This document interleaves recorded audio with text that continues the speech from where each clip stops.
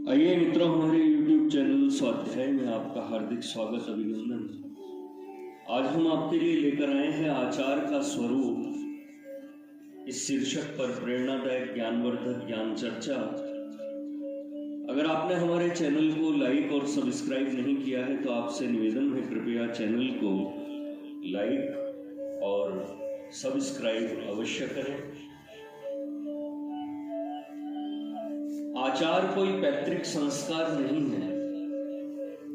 पैतृक संस्कार हमें अपने पूर्वजों से प्राप्त होता है। कुछ गुण तो अच्छे होते हैं और कुछ बुरे।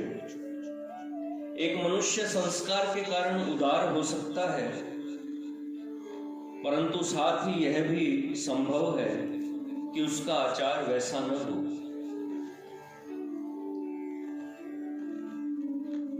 मनुष्य के पैतृक संस्कार अच्छे होने पर भी उसका आचार निश्चय पूर्वक वैसा ही नहीं हो सकता। कुछ मनुष्यों को आचार विकास के लिए अनुकूल वातावरण नहीं प्राप्त होता। कुछ लोगों के माता पिता के अच्छे होने पर भी उनका आचार वैसा अच्छा नहीं देखा जाता। आचार पर पैतृक संस्कार तथा वातावरण दोनों का प्रभाव पड़ता है। तो भी आचार न तो पैतृक संस्कार ही है और न वातावरण। आचार तो व्यक्तित्व है। जब व्यक्तित्व का विकास होता है तो मनुष्य की शक्ति प्रकट होने लगती है। किसी मनुष्य के आचार की परीक्षा उसकी संचित शक्ति तथा उसके उपयोग के द्वारा हो सकती है। आचारवान पुरुष निष्क्रिय नहीं होता। भारतवर्ष में व्यक्तित्व के निर्माण की आवश्यकता है। प्राचीन काल में भारतवर्ष का इतिहास भी उसके महापुरुषों का इतिहास है। आज भी उसका इतिहास उसके महान व्यक्तित्व से निर्माण हो रहा है, परंतु इनकी संख्या बहुत ही कम है। भारतवर्ष में 33 करोड़ पुरुष रहते हैं।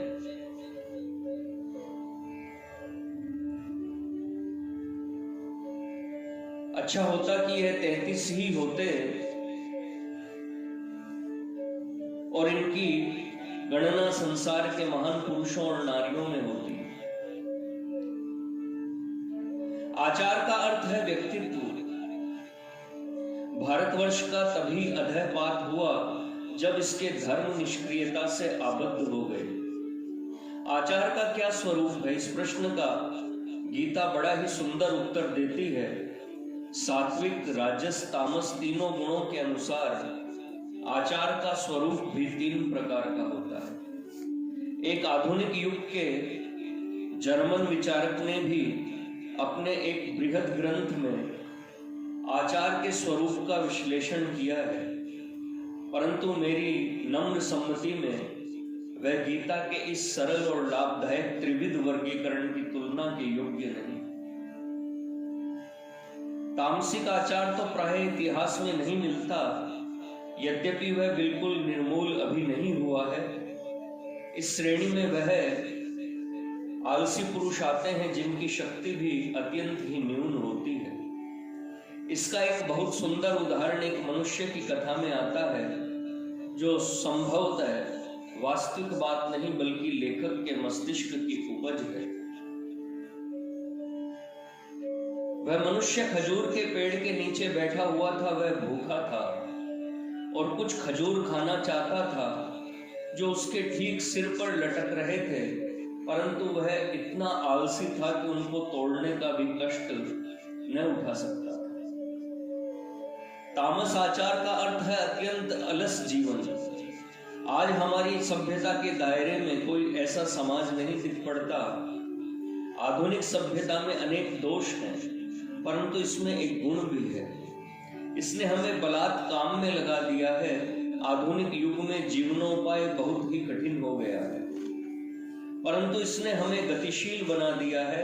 आचार का दूसरा स्वरूप राजसिक है। यह 2 प्रकार का है, क्रियानिष्ठ और निष्क्रिय कर्महीन। पहले प्रकार का आचार का मनुष्य प्रातः से सायं तक खूब कठिन परिश्रम करता है, वह अभिलाषाओं से घिरा रहता है, उपाय चिंतन में वह नहीं पड़ा रहता, उसे तो येन केन प्रकारेण सफलता प्राप्त करने की धुन लगी रहती है।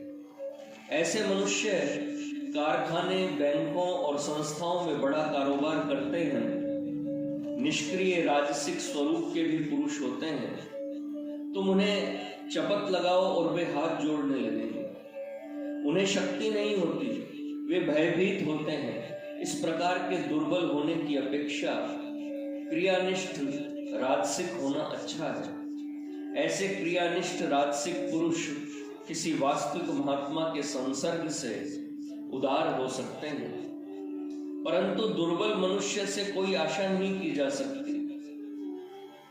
मेरी अपील है कि हमें शक्ति संचय करना चाहिए। हो सकता है कि प्रारंभ में उस शक्ति का सदुपयोग न हो। राजसिक पुरुष तत्वतः अहंकारिक आचार का पुरुष होता है। क्रियानिष्ठ राजसिक पुरुष अपनी सफलता का चिंतन करता है और उसे प्राप्त कर लेता है। कर्महीन दुर्बलता के कारण सफलता के लिए कटिबद्ध ही नहीं होता। वह हार खाने के डर से, झगड़े से, कर्म क्षेत्र से सदा बचने की ही चेष्टा करता है। क्रियानिष्ठ पुरुष विचारता है और अपना मार्ग निर्धारित कर लेता है। आचार का तीसरा स्वरूप सात्विक है। इस प्रकार का मनुष्य सब कुछ प्रभुमय देखता है। सात्विक पुरुष इस सत्व को जानता है कि हम सब एक ही जीवन के जीव हैं। वह अपने को उसी एक प्रभु के हाथ का खिलौना समझता है। वह जानता है कि केवल वही पुरुषोत्तम आत्मा का कर्ता धर्ता तथा संचालक है। सात्विक पुरुष अपने आप को प्रभु के समर्पण कर देता है। वह वीर के समान चेष्टा करता है, कर्म करता है तथा जीवन युद्ध में लड़ता है। वह जगत के कोलाहल में प्रवेश करके जीवन में उतरता है, परंतु यह सब कुछ उस प्रभु के चरण कमलों में समर्पण कर देता है। मित्रों,